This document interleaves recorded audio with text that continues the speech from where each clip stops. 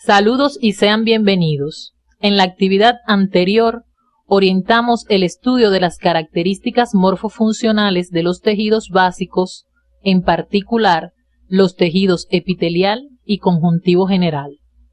Hoy comenzamos el estudio de las características morfofuncionales de las estructuras que sirven para el sostén y protección de los distintos órganos y partes del organismo, así como para la realización armónica de la mecánica animal.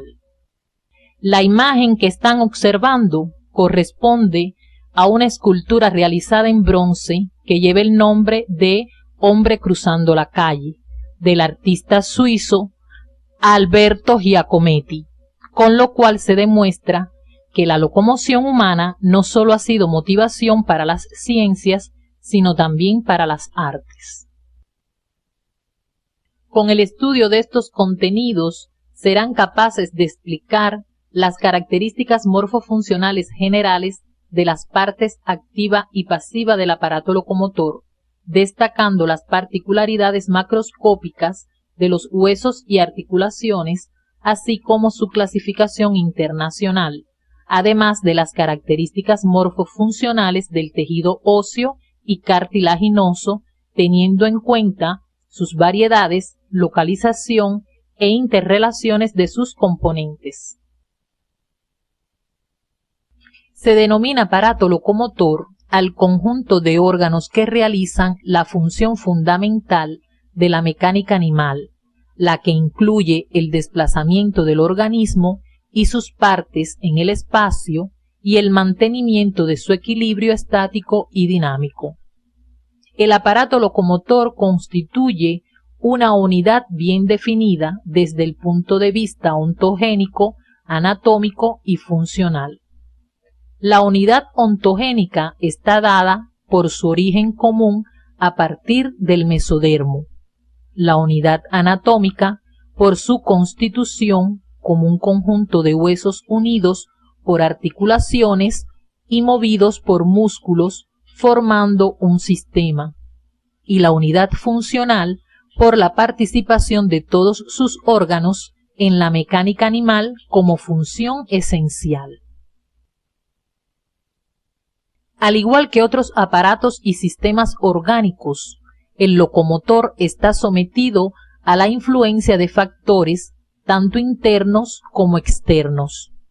Entre los internos se destaca la influencia de los sistemas endocrino y nervioso, que regulan las funciones tróficas o de nutrición, así como los estímulos para el crecimiento y desarrollo del organismo.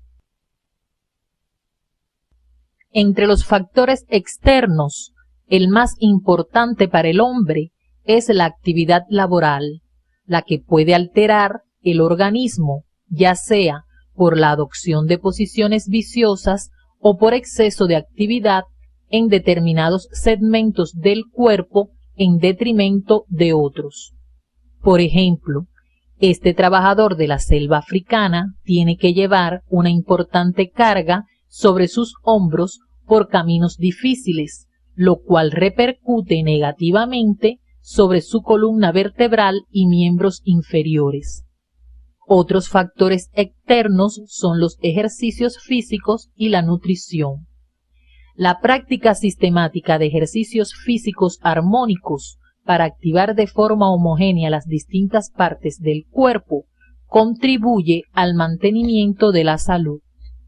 Esta otra imagen corresponde a un grupo de refugiados de un campo de concentración alemán, donde los nazis confinaron a 7 millones de personas, en su mayoría judíos, durante la Segunda Guerra Mundial. Observen cómo en sus cuerpos se aprecia el efecto de la desnutrición. El aparato locomotor, de acuerdo con la función mecánica que realiza, se divide en dos partes, una pasiva representada por el esqueleto constituido por la unión de palancas óseas y cartilaginosas mediante articulaciones, y otra activa, compuesta por los músculos que garantizan el desplazamiento de los segmentos corporales y del cuerpo en su conjunto. El esqueleto da sostén y forma al cuerpo, permitiendo que el mismo pueda realizar los movimientos para adaptarse al medio ambiente y modificarlo en su beneficio. Está formado por múltiples piezas óseas de diferentes formas y tamaños, unidas entre sí por articulaciones de estructura y función variadas. Tanto la constitución como la forma y el número de los huesos del esqueleto varían a lo largo de la vida. En la práctica docente podrán comprobar la gran variedad de formas que el esqueleto determina en cada individuo y las características específicas para cada etapa del ciclo vital. El estudio del esqueleto en conjunto corresponde a dos ramas científicas, la osteología, que se ocupa de los huesos, y la artrología de las articulaciones de mayor o menor movilidad. Seguidamente nos referiremos a los aspectos esenciales de cada una de ellas, lo que les servirán de guía para iniciar el estudio independiente de estos importantes contenidos. Siguiendo criterios topográficos y ontogénicos, el esqueleto se divide en una porción central o axil y una lateral o apendicular. Pertenecen a la porción axil el cráneo, la columna vertebral y los huesos del tórax, mientras que la porción apendicular está constituida por los huesos de las diferentes partes de los miembros superiores e inferiores. Los huesos son los órganos principales del esqueleto, cuyas características morfofuncionales serán estudiadas de inmediato. Sus funciones son mecánicas y biológicas. Las mismas están en estrecha relación con las funciones generales del esqueleto. Entre las funciones mecánicas pueden señalarse su participación como palancas, donde se insertan los músculos para la producción de los movimientos articulares, así como la forma y sostén de diferentes partes blandas. Algunos huesos presentan cavidades que alojan estructuras como la médula ósea, pero además sus uniones en la formación del esqueleto forman cavidades como la craneal, la torácica y el canal vertebral, entre otras. Entre las funciones biológicas, los huesos sirven de depósito de sales de fósforo y calcio, que intercambian constantemente con el resto del organismo a través de la sangre. Esto asegura una importante participación de los huesos en el metabolismo del calcio y fosfato, y explica el por qué en ciertos estados fisiológicos de mayor demanda de minerales se debe ser cuidadoso en la reposición de elementos como las sales de calcio a través de la dieta. Otra importante función biológica es la participación de los huesos en la formación de células sanguíneas o hemopoiesis. Además, los huesos participan decisivamente en el crecimiento del cuerpo. En su estudio independiente encontrarán interesante información relacionada con estas funciones biológicas, lo que les permitirá comprender, entre otros, por qué las personas que se desarrollan precozmente en la adolescencia alcanzan estaturas definitivas más bajas. A continuación, abordaremos el estudio del tejido que constituye estos órganos. El tejido óseo es una variedad especial de tejido conectivo compuesto por células, sustancia intercelular y líquido tisular. Su carácter especializado está dado por las características de su sustancia intercelular, llamada también matriz ósea, donde se destaca la presencia de sales de calcio que le confiere dureza y resistencia para desempeñar las funciones antes mencionadas. A continuación, abordaremos aspectos relacionados con la composición química de este tejido. El tejido óseo está formado por componentes inorgánicos y orgánicos. El componente inorgánico está representado por el agua y las sales como el fosfato de calcio, carbonato de calcio, fosfato de magnesio y fluoruro de calcio, mientras que el orgánico está representado por las fibras osteocolágenas, similares a las fibras colágenas que se encuentran en otras variedades del tejido conjuntivo.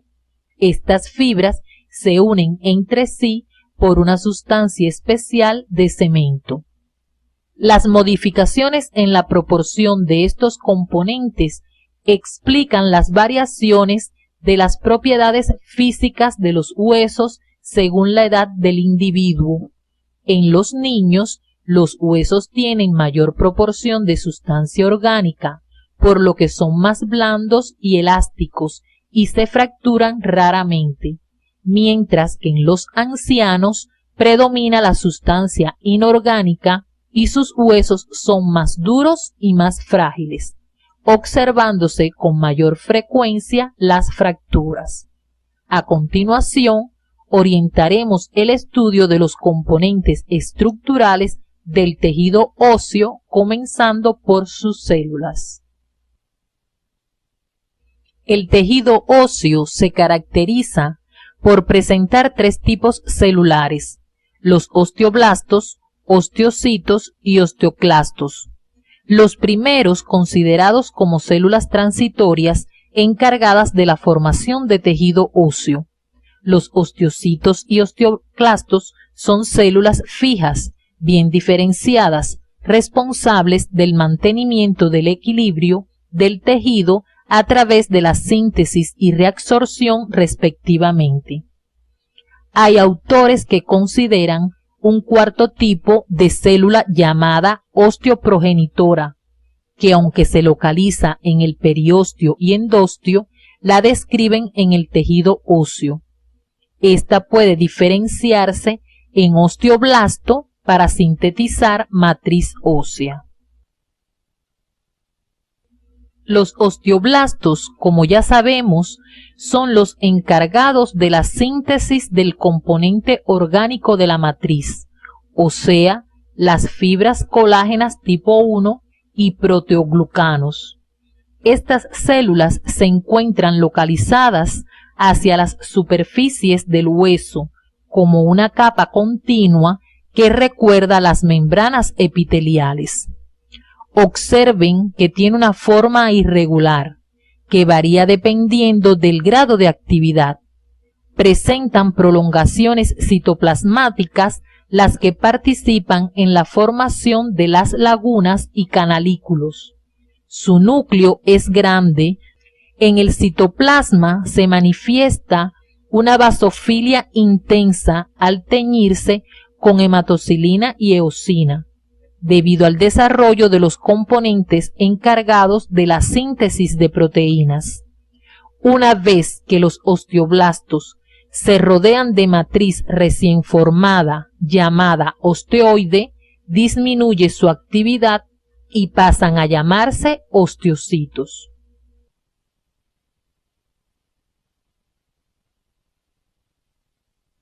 Observen en la imagen al microscopio electrónico un osteocito. Fíjense que es fusiforme, con prolongaciones citoplasmáticas más o menos alargadas. El núcleo es ovalado y de cromatina laxa, aunque generalmente, cuando decrece su actividad, se encuentra condensada. El citoplasma es escaso y con poco desarrollo de los organitos encargados de la síntesis de matriz. Tiene la función de mantener un equilibrio en la matriz y se localizan en las lagunas óseas. Los osteoclastos se originan de los monocitos, son móviles de gran tamaño, multinucleados, de citoplasma ligeramente basófilo, el que se hace acidófilo a medida que las células envejecen y en el mismo se destacan abundantes lisosomas. En la imagen pueden observar que se localizan en excavaciones poco profundas, conocidas como lagunas de Hao-Chi, en estrecha relación con las superficies del hueso donde ocurre su resorción. Pueden observar la presencia de un borde estriado o en cepillo en la superficie que se pone en contacto con el hueso. Estas células segregan ácidos orgánicos que garantizan el pH del medio para la descalcificación de la matriz y luego las enzimas colagenasas e hidrolasas secretadas por los osteoclastos degradan las fibras osteocolágenas. Este proceso favorece la remodelación ósea. Ustedes deben profundizar en el estudio de estas células siguiendo el patrón de células secretoras de proteínas para los osteoblastos y osteocitos y fagocítica para los osteoclastos. Les sugerimos sigan las orientaciones del CD de la asignatura. El otro componente del tejido óseo es la matriz ósea, constituida por la parte inorgánica donde encontramos las sales minerales, fundamentalmente los cristales de hidroxiapatita, en los que predomina el calcio y el fosfato, y la parte orgánica también llamada osteína, constituida por la sustancia amorfa de cemento que es escasa y donde predominan los mucopolisacáridos ácidos, fundamentalmente sulfato de condroitina y la sustancia formada representada por las fibras colágenas. Debido a la composición de la matriz, el hueso combina una gran dureza garantizada por las sales con un alto grado de plasticidad aportado por el componente orgánico. La organización y disposición de los componentes del tejido óseo es característica. En su matriz se destaca la presencia de laminillas óseas que se forman en un proceso en el cual los osteoblastos se distribuyen sobre una superficie donde se sitúan las fibras osteocolágenas y la sustancia intercelular de cemento. Las prolongaciones de estas células se extienden en todas direcciones, quedando incluidas dentro de las capas de sustancia orgánica que ellas mismas han producido. Simultáneamente se realiza la mineralización del componente orgánico de la matriz ósea. Cuando este proceso progresa, las prolongaciones de las células se retraen parcialmente, formando en su trayecto los conductillos óseos, que reciben el nombre de canalículos calcóforos. La presencia de estos conductillos es una característica especial e importante del tejido óseo que garantiza la nutrición y supervivencia de los osteocitos en un medio calcificado. Debido a esto, las células quedan incluidas en pequeñas cavidades denominadas lagunas óseas y se transforman en osteocitos. La disposición de las laminillas óseas en formas diferentes da como resultado la organización característica de cada variedad de tejido óseo. Al observar un corte macroscópico de hueso en cualquier plano, podemos apreciar zonas donde no se manifiestan cavidades visibles. A este tipo de hueso se le llama compacto, mientras que en otras regiones del hueso se ponen de manifiesto cavidades que se comunican entre sí, dando lugar a la variedad esponjosa por su apariencia. teniendo en cuenta la organización microscópica de los componentes del tejido óseo. La variedad compacta también se conoce con el nombre de ostional, haversiano, lamelar o secundario, mientras que el hueso esponjoso se le llama también trabecular o primario. El hueso ostional o haversiano se localiza en la diáfisis de los huesos largos, en la cortical de las epífisis y en la cortical de todos los huesos cortos y planos, mientras que el trabecular se encuentra en las epífisis de los huesos largos, en los huesos planos de la bóveda craneal, las vértebras, las costillas y el esternón. Seguidamente orientaremos las características morfofuncionales del hueso compacto u ostional.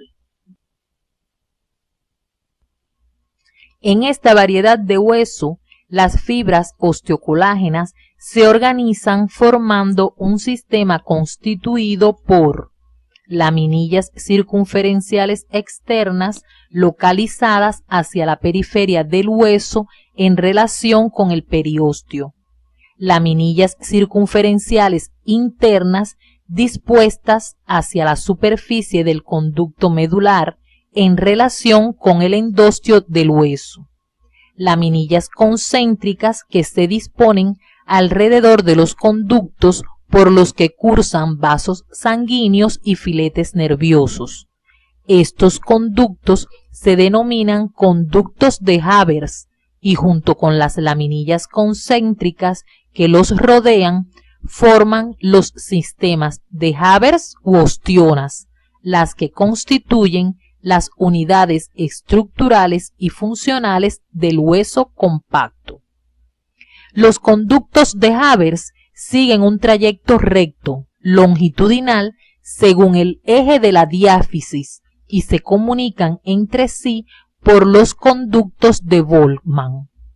Los canalículos calcóforos se comunican entre sí y a la vez con el conducto de Havers, por lo que hay continuidad de todas las lagunas del sistema con dicho conducto central por donde transcurren los vasos sanguíneos, garantizándose de esta forma la nutrición de los osteocitos. El otro tipo de laminillas son las intersticiales, las que ocupan los espacios que quedan entre los sistemas de Havers. Se consideran restos de sistemas de Havers que han sido destruidos parcialmente en el proceso del desarrollo óseo.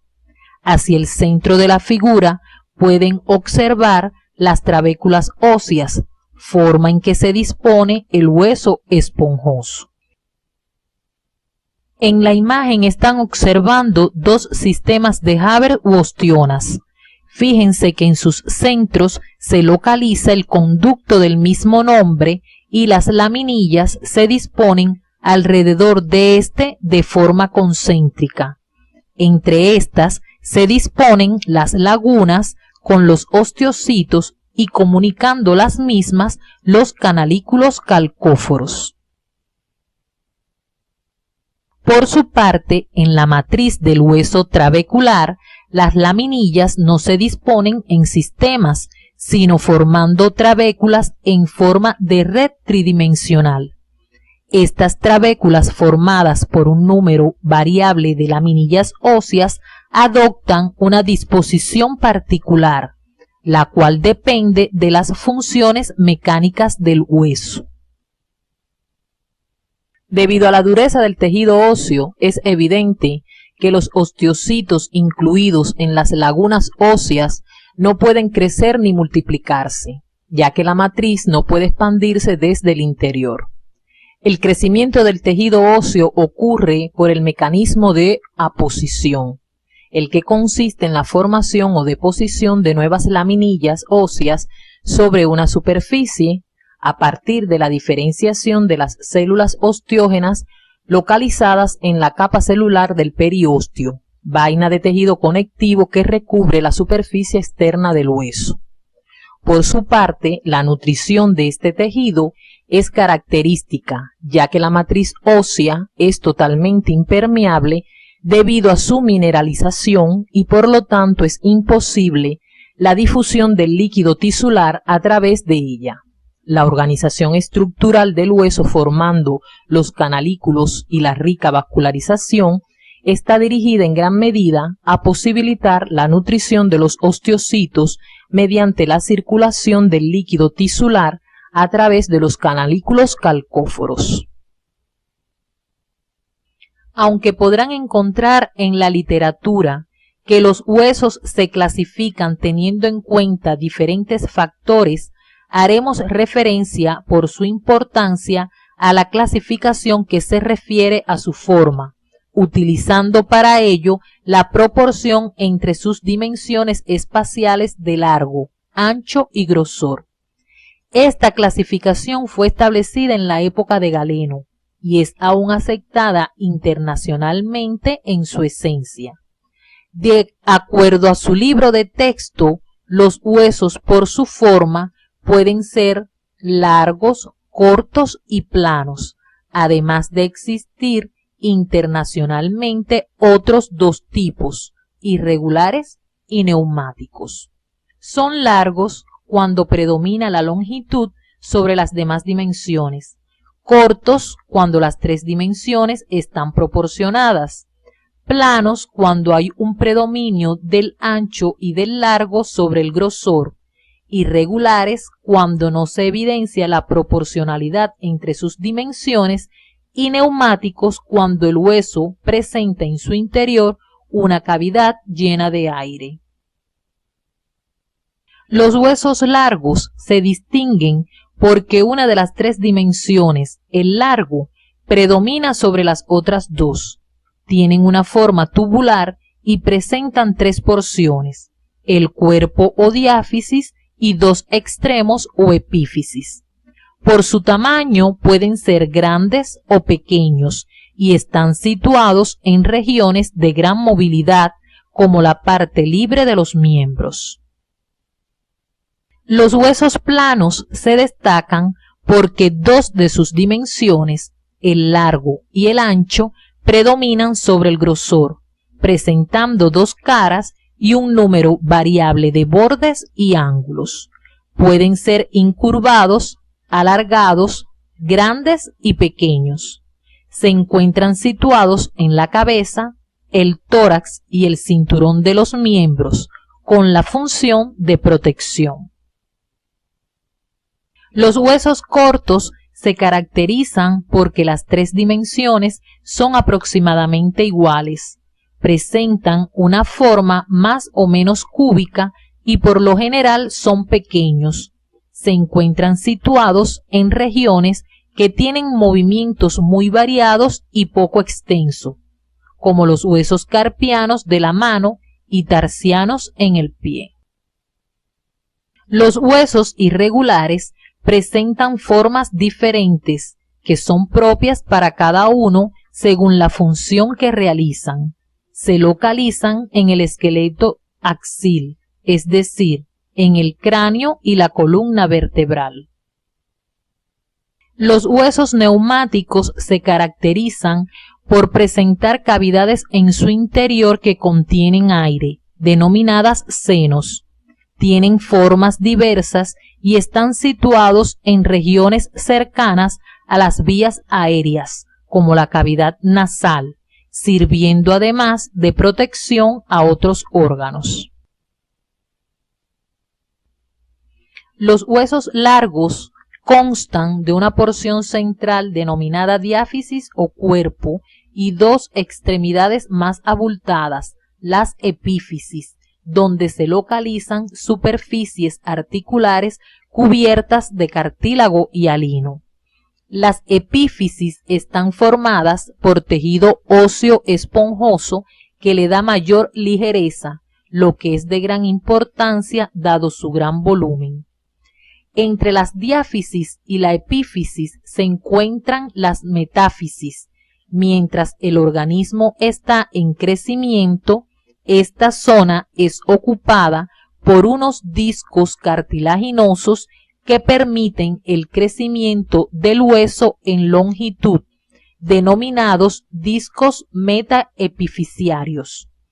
Las superficies óseas interna y externa, excepto las superficies articulares, están cubiertas por tejido conectivo fibroso, formando el endostio y el periostio respectivamente.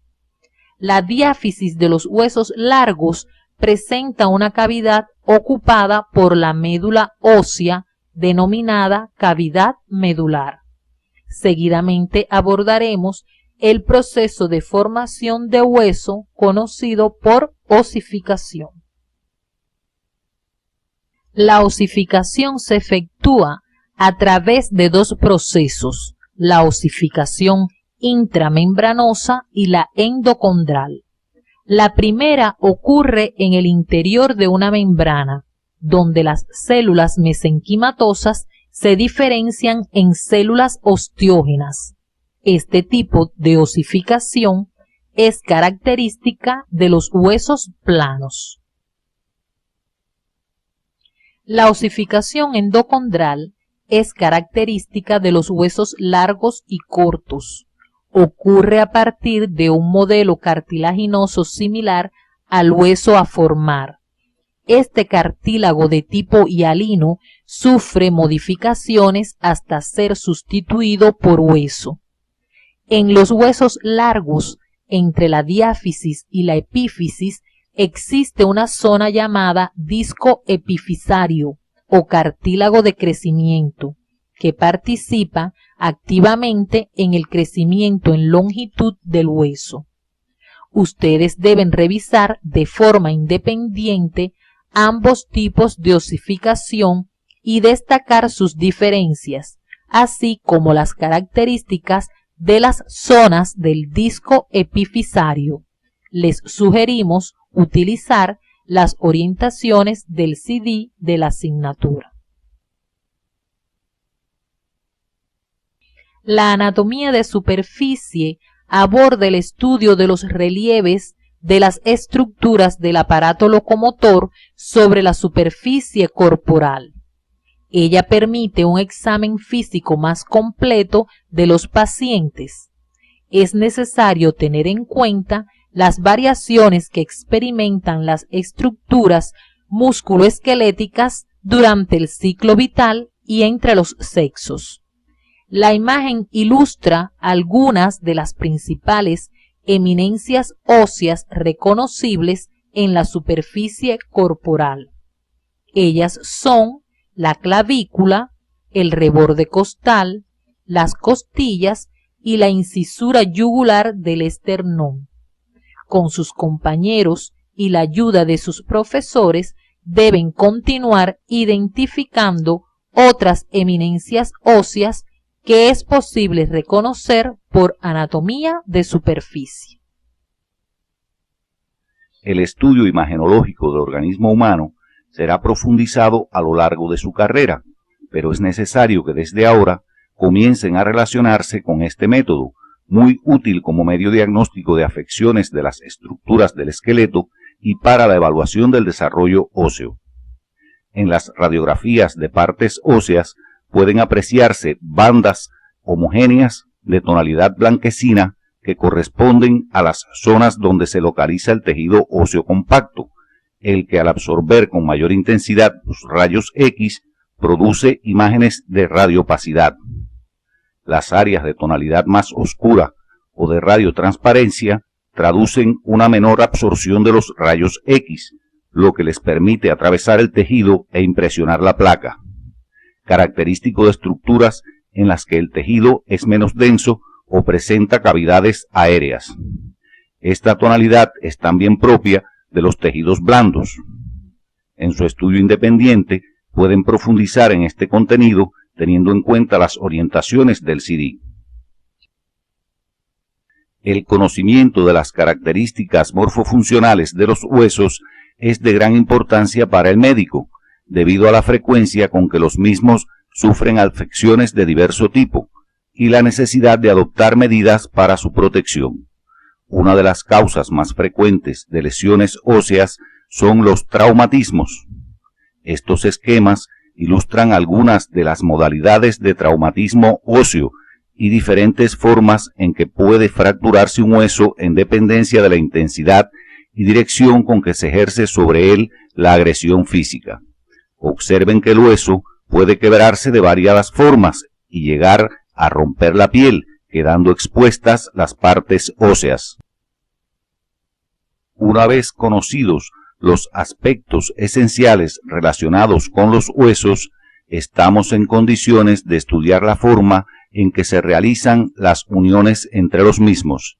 Estos contenidos corresponden al área de la artrología y su conocimiento es de gran importancia, pues como sabemos, la población mundial envejece aceleradamente y las afecciones de las articulaciones son muy frecuentes en la tercera edad. Corresponde a los profesionales de la salud ejercer acciones preventivas precoces y mantenidas para contrarrestar sus efectos.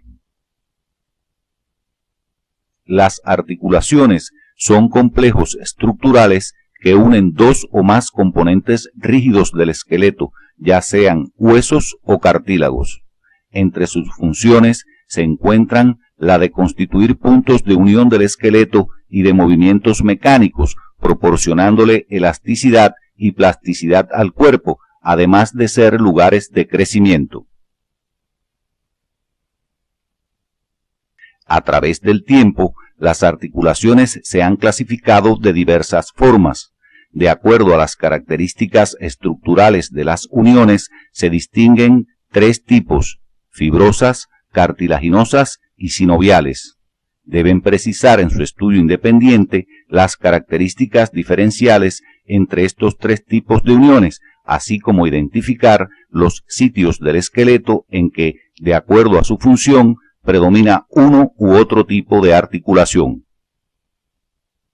Sin embargo, la clasificación más utilizada es la que se basa en el grado de movilidad de las articulaciones. De acuerdo a este criterio, pueden ser móviles o diartrosis, semimóviles o anfiartrosis e inmóviles o sin artrosis. Como podrán inferir, existe una estrecha relación entre estas dos clasificaciones estructural y funcional, aspecto que deben profundizar a través del estudio independiente. Las uniones fibrosas se caracterizan porque los huesos se mantienen unidos de forma continua por medio de tejido fibroso, por lo que carecen de movimiento. En ellas se distinguen cuatro variedades: las sindesmosis, las suturas, las gónfosis y las esquindelesis. Las sindesmosis y las suturas presentan variedades, de las que veremos algunos ejemplos a continuación. Las articulaciones fibrosas del tipo sindesmosis pueden ser por membranas y por ligamentos. La sindesmosis por membrana se localizan entre los huesos del antebrazo y de la pierna, donde reciben la denominación de membrana interósea, y entre los huesos de la calvaria en el recién nacido, donde se denominan fontanelas. Estas últimas son de gran importancia para el desarrollo del cráneo y constituyen punto de gran valor en el examen físico del lactante. Pueden intercambiar con su profesor sobre estos aspectos. Las sindesmosis por ligamentos se encuentran entre los arcos vertebrales, entre los procesos espinosos, entre los procesos transversos de las vértebras, entre las porciones distales de los huesos de la pierna y en la unión sacroilíaca, entre otras localizaciones. Constituyen importantes estructuras protectoras contra movimientos excesivos en la columna vertebral y elementos de refuerzo en las uniones óseas. Las articulaciones fibrosas en forma de suturas son de tres tipos: serratas, escamosas y planas. Como su nombre indica, la variedad serrata es aquella en que los bordes que se unen tienen forma de sierra, como ocurre en la unión del frontal con los parietales. Las escamosas reciben esta denominación cuando sus bordes están cortados a bisel, como en la unión del temporal con el parietal, y las planas se distinguen por presentar bordes lisos, como entre los huesos de la cara. Las articulaciones fibrosas, variedades gónfosis y esquindelesis se localizan, las primeras en las uniones de las raíces de los dientes a los alvéolos dentales, y la segunda entre las alas del vómer y el rostro del esfenoides en la base del cráneo. Las articulaciones cartilaginosas se caracterizan porque los huesos se encuentran unidos de forma continua mediante tejido cartilaginoso, teniendo poca movilidad. Se distinguen dos variedades, las sincondrosis y las sínfisis. A continuación veremos algunos ejemplos. Las sincondrosis están constituidas por cartílago hialino y abundan en la etapa de crecimiento, como sucede en el hueso coxal, constituido por 3 huesos primitivos hasta la adolescencia. En las uniones de las epífisis con las diáfisis en los huesos largos y entre algunos huesos o porciones de los mismos en la base del cráneo. Algunas sincondrosis persisten durante toda la vida, como la que existe entre la primera costilla y el esternón. En las articulaciones cartilaginosas de tipo sínfisis, el cartílago presente es fibroso o fibrocartílago, como el que se localiza en la sínfisis púbica de los coxales y entre los cuerpos vertebrales.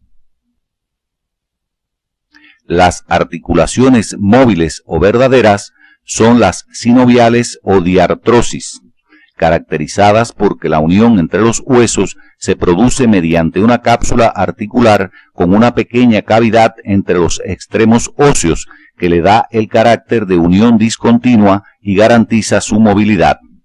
La cápsula está revestida por una membrana sinovial y reforzada por ligamentos que pueden situarse externamente o en el interior de la cavidad articular uniendo los extremos óseos. En el interior de la cavidad articular hay una pequeña cantidad de líquido sinovial que evita el rozamiento entre las caras articulares. En ocasiones presentan fibrocartílagos que incrementan los movimientos articulares. También pueden presentar evaginaciones de la membrana sinovial. Las articulaciones sinoviales se clasifican de acuerdo al número y forma de las caras articulares y a la función o número de ejes de movimiento. Según el número de caras articulares, son simples cuando tienen 2 caras articulares como la del hombro, y compuestas cuando tienen más de 2 caras articulares como el codo. Son complejas cuando presentan un fibrocartílago intraarticular como la rodilla, y combinadas cuando están separadas anatómicamente, pero realizan una función conjunta como la temporomandibular. Según la forma de las caras articulares, se pueden clasificar en distintas variedades según su semejanza con segmentos de cuerpos geométricos conocidos. Así tenemos trocoideas, gínglimos, elipsoideas, condilares, en silla de montar, esféricas y planas. A continuación les ofrecemos un grupo de informaciones esenciales que favorecerán su profundización de acuerdo a las orientaciones que con este objetivo aparecen en el CD de la asignatura. Las articulaciones trocoideas son aquellas en que una de las caras articulares tiene la forma de un segmento de cilindro de eje vertical y la otra forma un anillo osteofibroso. Ejemplo de ellas tenemos la articulación entre la primera y segunda vértebras cervicales, denominada articulación atlantoaxial mediana. Las gínglimos son también articulaciones cilíndricas en las que una de las caras articulares tiene forma de tróclea o polea, es decir, presenta una depresión alargada semejante a un surco, y la otra presenta un saliente alargado que se adapta a la anterior. Un ejemplo es la articulación talocrural o del tobillo.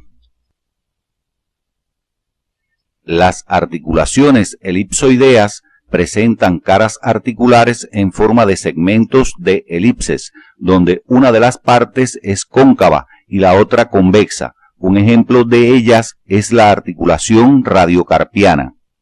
La articulación condilar constituye una transición entre el gínglimo y la elipsoidea y se caracteriza por una doble elipse en una de las partes que se corresponde con las caras articulares cóncavas de la otra. Ambas elipses pueden estar dentro de una misma cápsula articular o en cápsulas independientes. Ejemplo de ella es la articulación de la rodilla. Las articulaciones en silla de montar se caracterizan por tener en cada una de las caras doble curvatura, que son cóncavas en un sentido y convexas en el otro, semejante a la forma que presentan las entrepiernas del jinete sobre la silla de montar en caballo. Un ejemplo es la articulación esternoclavicular. En las articulaciones esféricas, las caras articulares tienen la forma de segmentos de esferas que se corresponden entre sí recíprocamente. Ejemplo, las articulaciones humeral y coxofemoral, entre otras. En las articulaciones planas, las caras articulares son segmentos de una esfera de gran tamaño. Ejemplos de ellas son las uniones entre los procesos articulares de las vértebras y entre los huesos del tarso y del carpo. Por último, tenemos la clasificación de las articulaciones según su función o ejes de movimientos. Entre ellas tenemos las monoaxiles, que se mueven en un solo eje, como las articulaciones trocoideas y gínglimos. Las biaxiles son las que se mueven en dos ejes. Entre ellas encontramos las elipsoideas, condilares y en silla de montar. Por último, las poliaxiles son aquellas que se mueven en tres ejes y tienen forma esférica o plana. Durante su estudio independiente pueden realizar un cuadro comparativo entre las articulaciones por las formas de sus caras articulares y función, siguiendo las orientaciones del CD de la asignatura. Las uniones óseas con frecuencia resultan afectadas por traumas que distienden su cápsula o que alteran la posición de las partes óseas. El esquema representa una luxación de la rodilla con ruptura de ligamentos y desplazamiento de los extremos óseos. Un adecuado dominio de las características morfofuncionales de estas estructuras les ayudará en la realización de acciones de prevención, diagnóstico, tratamiento y rehabilitación de este tipo de eventos. Las articulaciones pueden ser estudiadas en el individuo vivo con el uso de las radiografías simples. Ellas nos permiten apreciar la forma de las caras articulares, su posición y la distancia o separación entre las mismas, que se manifiesta como una línea de radiotransparencia denominada interlínea articular, debido a la presencia de cartílago que no absorbe los rayos con la misma intensidad que el tejido óseo. Seguidamente abordaremos el estudio de uno de los tejidos que constituyen estas articulaciones. El tejido cartilaginoso tiene la característica de combinar la dureza y la flexibilidad y está desprovisto de vasos sanguíneos y linfáticos. Este tejido es una variedad especial de tejido conjuntivo, constituido por los tres componentes básicos de todos los tejidos: las células, llamadas condrocitos y condroblastos, situadas en pequeñas cavidades llamadas lagunas cartilaginosas; la sustancia intercelular, que recibe el nombre de matriz cartilaginosa con características especiales; y por último, el líquido tisular. Por carecer de vascularización, el cartílago se nutre por difusión del líquido tisular, que se forma en los vasos sanguíneos del pericondrio, el que difunde a través de la matriz. El pericondrio está constituido por tejido conectivo organizado en dos capas. La más externa es rica en fibras colágenas y capilares, pero escasa en células, mientras que la capa interna presenta abundantes células y pocas fibras. Es importante tener presente que en los lugares donde el cartílago carece de pericondrio, como por ejemplo las superficies articulares del cartílago hialino y el fibrocartílago, la nutrición se efectúa directamente del líquido sinovial. Por su parte, el crecimiento del cartílago, a diferencia del hueso, se efectúa por aposición o exógeno, e intersticial o endógeno.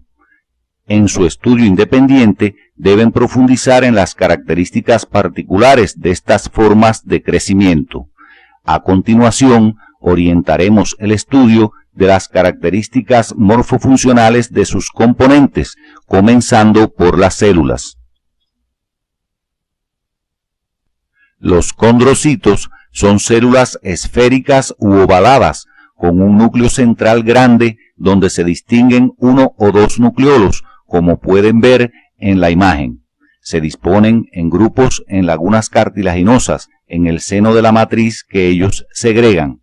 Dependiendo de la actividad del cartílago, estas células tienen dos estadios funcionales. Cuando el cartílago está en etapa de crecimiento activo, reciben el nombre de condroblastos. Estos poseen las características de las células especializadas en la síntesis de proteínas, un citoplasma granular fino y generalmente basófilo, debido a la presencia de ribosomas libres y de retículo endoplásmico rugoso y aparato de Golgi bien desarrollado y numerosas mitocondrias alargadas. Como ya sabemos, estas células producen su propio medio, garantizando las funciones del cartílago. Esta matriz tiene características específicas y dependiendo de esto existen tres variedades de cartílago.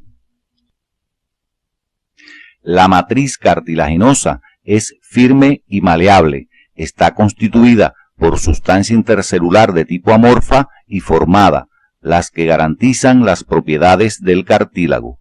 La sustancia amorfa la forman los glucosaminoglicanos sulfatados y no sulfatados, lo que permite la difusión del líquido tisular y con ello de sustancia desde los capilares hasta las células y viceversa.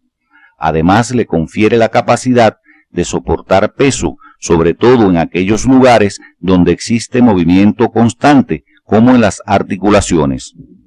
Por su parte, la sustancia formada está constituida por las fibras colágenas y elásticas que constituyen el componente orgánico de la matriz. Dependiendo del tipo, proporción y disposición de sustancia intercelular, existen tres tipos de cartílago: hialino, elástico y fibroso. Seguidamente abordaremos algunos elementos que les ayudarán a comprender sus características. El cartílago hialino presenta un color blanco perlado translúcido en estado fresco. Es el más abundante en el organismo y tiene aspecto homogéneo. Sus células se disponen en grupos isogénicos de 3 o 4, rodeadas de una cápsula de mucopolisacáridos denominada matriz territorial o cápsula del cartílago, que se tiñe con la técnica de Paz. En la matriz cartilaginosa se destaca la presencia de las fibras colágenas de tipo 2 de pequeño diámetro que no se visualizan fácilmente al microscopio óptico, ya que tienen aproximadamente el mismo índice de refracción que la sustancia fundamental amorfa. La sustancia fundamental amorfa tiene el aspecto de una sustancia gelatinosa de naturaleza mucoproteica, cuyos grupos sulfatos intensamente ácidos le dan la basofilia y el carácter metacromático, con colorantes especiales como el azul de toluidina. El crecimiento de este tipo de cartílago se efectúa por aposición e intersticial y se localiza en las superficies articulares, cartílagos costales, cartílagos alares de la nariz, cartílagos de los bronquios y la tráquea y en el esqueleto del feto. Garantiza las funciones de apoyo, soporte y superficie de deslizamiento. En el cartílago elástico, las células son similares a las del hialino. tienen la misma forma esférica, aunque menor cantidad de grasa y glucógeno. Se rodean por la matriz territorial, formando una cápsula gruesa. Están distribuidas aisladamente o formando grupos isogénicos de 2 o 3 células. En la matriz se destacan abundantes fibras elásticas, las cuales forman una red densa que con técnica de coloración fucsina-resorcina se observan de color oscuro. Este tipo de cartílago crece por aposición e intersticialmente y se localiza en el pabellón de la oreja, conducto auditivo externo, epiglotis y algunos cartílagos de la laringe. Garantiza las funciones de apoyo con cierto grado de flexibilidad. En la variedad de cartílago fibroso, los condrocitos se encuentran distribuidos aisladamente o en parejas, formando hileras en estrecha relación con las fibras colágenas. La sustancia fundamental es poco visible, excepto la matriz territorial o cápsula fina que se tiñe intensamente. La sustancia formada es la que predomina. Se organiza en haces paralelos de fibras colágenas, lo que la distingue de los otros tipos de cartílago. Este tipo de cartílago carece de pericondrio, por lo que su crecimiento se efectúa solamente de forma intersticial. Por sus características constituye una transición entre el cartílago hialino y el tejido conjuntivo denso. Se localiza en las regiones en que el tejido está sometido a presiones, desplazamientos en sentido lateral y tracción como discos intervertebrales, las ínfisis del pubis, las zonas de inserción del tendón y los meniscos de articulaciones sinoviales como la rodilla. Es importante que profundicen en estos contenidos por su bibliografía, siguiendo las orientaciones del CD de la asignatura. Al terminar la actividad de hoy, arribamos a las siguientes conclusiones. El aparato locomotor está constituido por estructuras anatómicas organizadas en dos conjuntos de acuerdo a sus funciones. El esqueleto, a pesar de pertenecer a la parte pasiva del aparato locomotor, participa en el metabolismo del calcio y los fosfatos, en el recambio de las células sanguíneas y en la adaptación del organismo al medio. Los huesos y las articulaciones se clasifican de acuerdo a sus características morfofuncionales. Los tejidos óseo y cartilaginoso son conectivos especiales y sus variedades dependen de las características y organización de su matriz, la que junto a sus células garantiza el cumplimiento de sus funciones. El tejido óseo es muy vascularizado y su crecimiento se realiza por aposición, mientras que el cartilaginoso es avascular y su crecimiento puede ser por aposición y o intersticial. En la actividad de hoy hemos orientado los aspectos fundamentales que les facilitarán el estudio del aparato locomotor, particularmente referido a su parte pasiva, cuyo conocimiento será muy útil en su labor futura. En la próxima actividad comenzaremos el estudio particular del esqueleto por su porción filogenéticamente más antigua, el esqueleto axil, y dentro del mismo su porción más cefálica, el cráneo.